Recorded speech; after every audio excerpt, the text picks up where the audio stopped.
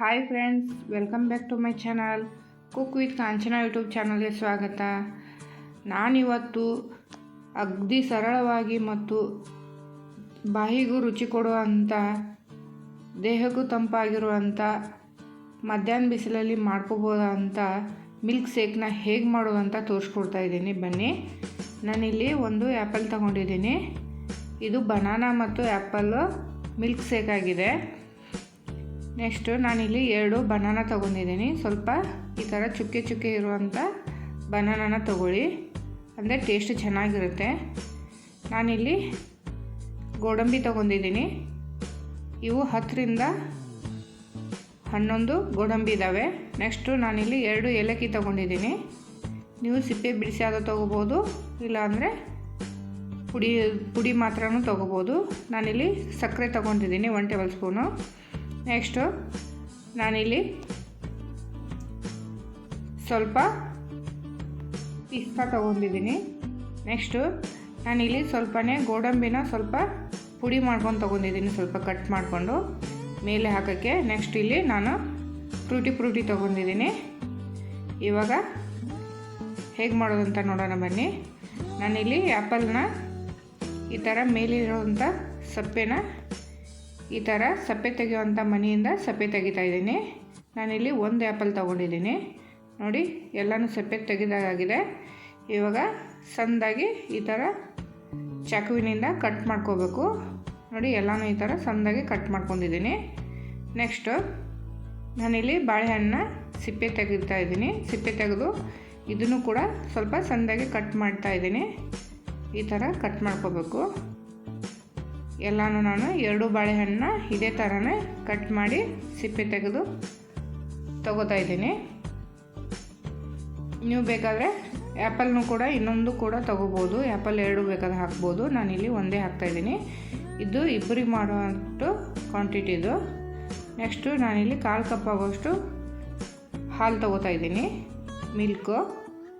ನೀವು ಜಾಸ್ತಿ ಬೇಕಾದರೂ ತೊಗೋಬೋದು. ನೆಕ್ಸ್ಟು ನಾನಿಲ್ಲೊಂದು ಮಿಕ್ಸಿ ಜಾರ್ ತೊಗೊಂಡಿದ್ದೀನಿ. ಅದಕ್ಕೆ ಕಟ್ ಮಾಡಿರೋಂಥ 2 ಬಾಳೆಹಣ್ಣು ಹಾಕ್ತಾಯಿದ್ದೀನಿ. ನೀವು ಬೇಕಾದರೆ ಬಾಳೆಹಣ್ಣು ಮತ್ತು ಆ್ಯಪಲ್ ಕೂಡ ಜಾಸ್ತಿನ ತೊಗೋಬೋದು. ನೀವು ಎಷ್ಟು ಕ್ವಾಂಟಿಟಿ ಇದು ಮಾಡ್ತೀರೋ ಅಷ್ಟು ತೊಗೋರಿ. ನೆಕ್ಸ್ಟ್ ನಾನಿಲ್ಲಿ ಕಟ್ ಮಾಡಿರೋಂಥ ಆ್ಯಪಲ್ ಹಾಕ್ತಾಯಿದ್ದೀನಿ. ನೆಕ್ಸ್ಟು ಅದಕ್ಕೇ ಸಕ್ಕರೆ ಹಾಕ್ತಾಯಿದ್ದೀನಿ 1 ಟೇಬಲ್ ಸ್ಪೂನ್ ಆಗೋಷ್ಟು.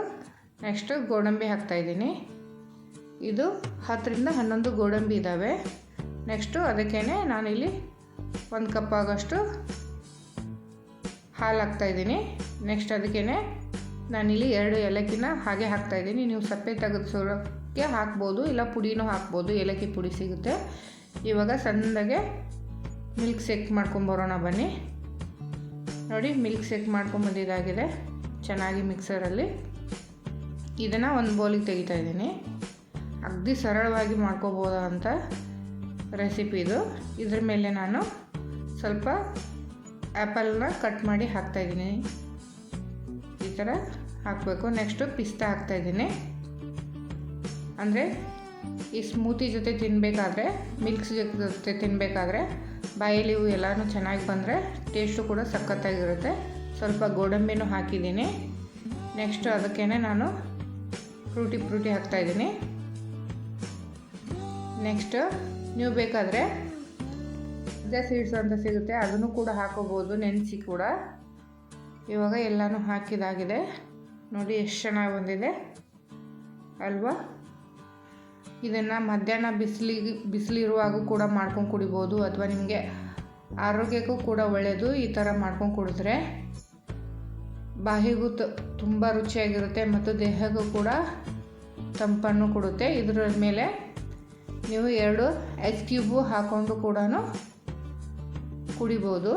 ಇಲ್ಲಾಂದರೆ ಮಿಕ್ಸಿ ಮಾಡ್ಕೋವಾಗ ಕೂಡ ಐಸ್ ಕ್ಯೂಬ್ ಅಥವಾ ಸ್ವಲ್ಪ ತಂಪು ನೀರು ಕೂಡ ಹಾಕೊಂಡು ಮಾಡ್ಕೊಂಡ್ರು ಇನ್ನೂ ತಂಪು ಕೂಲಾಗಿರುತ್ತೆ. ಇವಾಗ ನೆಕ್ಸ್ಟು ಈ ರೆಸಿಪಿ ನಿಮಗೆ ಇಷ್ಟ ಆಗಿದ್ದರೆ ಪ್ಲೀಸ್ ಲೈಕ್ ಮಾಡಿ, ಶೇರ್ ಮಾಡಿ ಮತ್ತು ಕಮೆಂಟ್ ಮಾಡಿ. ಕಮೆಂಟ್ ಬಾಕ್ಸಲ್ಲಿ ತಪ್ಪದೆ ಕಮೆಂಟ್ ಹಾಕಿ.